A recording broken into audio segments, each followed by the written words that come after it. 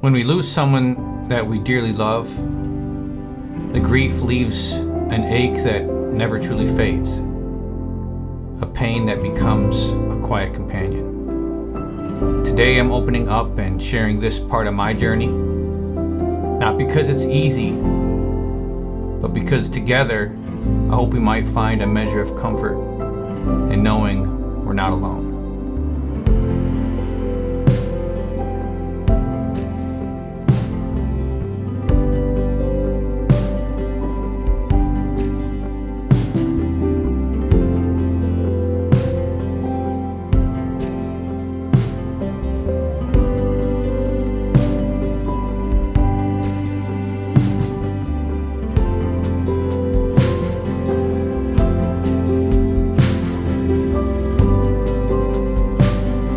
After the birth of our second child, there were some complications with my wife's health, and so the doctors, they warned us. They told us not to have any more kids. But after some years had passed, my wife and I, we had debated over it many times whether or not we should try, because we wanted to have 4 children.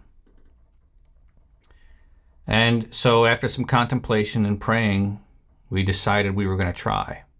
We were going to trust in God that He would work a miracle. And so we did. We tried. My wife, she got pregnant. And months later, we had a baby girl. We named her Sarah. And she was a beautiful young little baby. And as she grew, she brought nothing but joy and happiness to us and to my other children. But after some time, when she was about 2 years old, that's when we noticed that her eye wandered. One of her eyes, it started to wander, her left eye.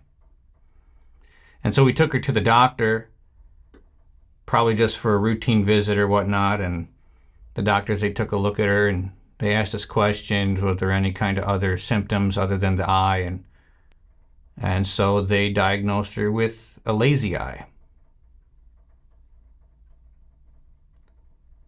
And we just accepted it. And when she was about 3 years old, her face on that left side with the eye, it drooped. And that brought some more concern, so we took her back to the doctor. They looked her over. She didn't have any headaches, no pain, no seizures, no unsteady gait or anything like that. So they diagnosed her with Bell's palsy. And so we went on with life believing that was what she had, but that's okay. We're going to get over this. We're going to persevere. But sometime after that, that's when we got the bad news. Around 4.5 years old, we took her back in to see the doctor because the drooping was getting worse. It was progressing. And so when we took her in, they did some tests and scans. And that's when they came back with the news. She was diagnosed with stage 4 brain cancer. The doctors, they told us that it's pretty progressed and that she only has about 6 months to live. And how does anybody take that kind of news? How do you describe the feelings that you're feeling in that moment? All I can say is we were utterly devastated. And so the doctors, they told us maybe there's some treatments we can do, chemo and radiation. May give us some more time.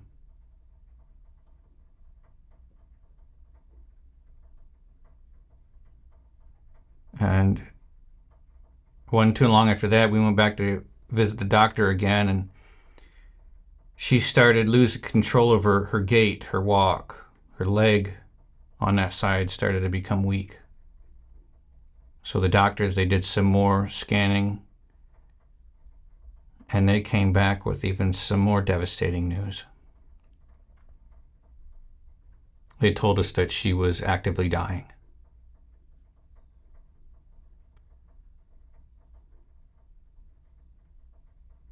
That broke our hearts. We thought we had more time with her. We didn't. So we called on our family, we called on our church, and we told everybody what was going on. And while she was ill, everybody surrounded us with support and love.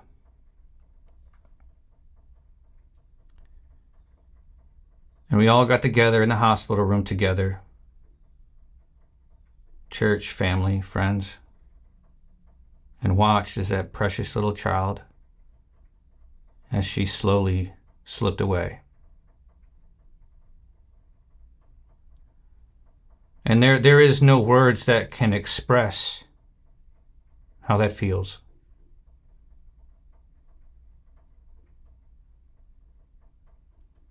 Again, the only words that I can say is that the pain is deeply excruciating.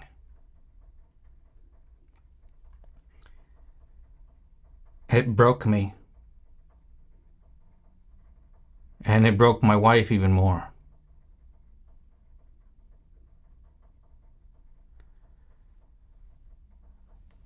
Cause and effect.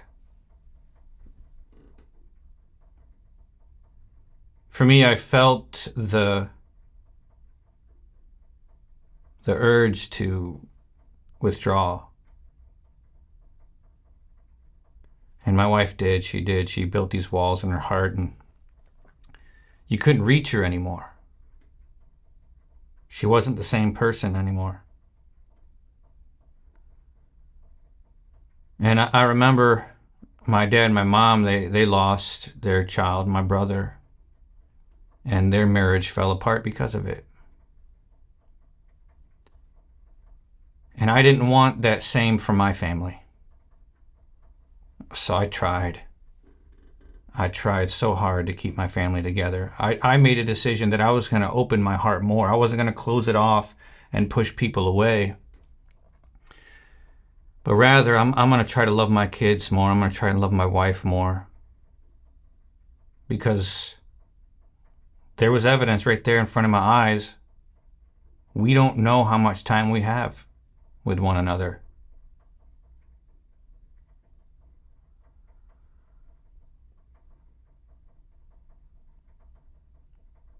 But as hard as I tried to keep my family together, it wasn't enough. We just kept drifting farther and farther apart, my wife and I. And I wonder, how did my children, my family, and my church community feel about all of this? I remember when my brother died, and how it made me feel, so I can sort of understand how they felt. But my brother, you see, he died as a stillborn. And Sarah was 4.5 years old. So they got to spend a lot of time and love her and play with her. And so I imagine their pain was deeper and harder. And my family, my dad, it crushed him. Losing his granddaughter like that. So when a child dies in a family, it's a tidal wave in the community. It hurts everybody. The people at our church who held her in the nursery, and as she grew, taught her in the classroom.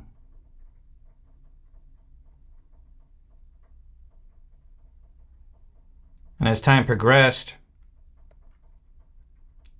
the effects of it all, I didn't understand it. And what I should have done is I should have sought help. But I didn't. I was lost out there all alone. The help I needed, I didn't seek it out. And so because of it, I fell into a pretty deep pit of depression. Even still, I was trying really hard to love my wife more, love my kids more. But depression, it affects more than we know. The way that I could love, I couldn't love as much as I wanted to if I wasn't so low. And my wife, she was even lower than me. She was broken. She was not the same person anymore. She had built these walls in her heart so high and so thick, nobody could reach her, and she didn't.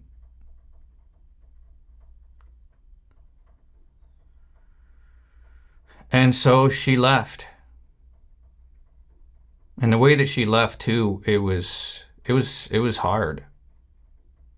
You see, she left on my oldest daughter, she left on her birthday.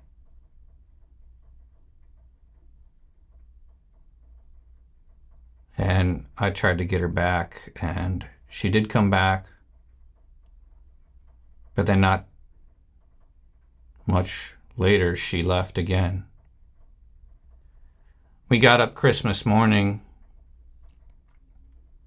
and my two youngest boys, by that time, it had been some time later, they went downstairs and opened up all the presents. There was wrapping paper everywhere. And I thought it was funny.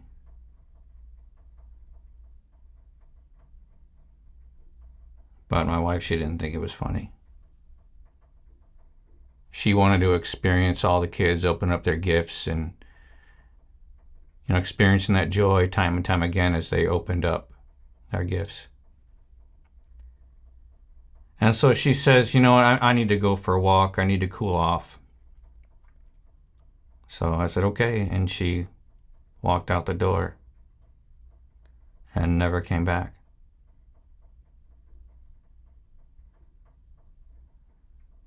But there's been a lot of time between then and now, and I've had some healing. I've got some help that I needed, that I should have got then. And I've learned a lot. God has shown me, His purpose for us all, taught me some lessons.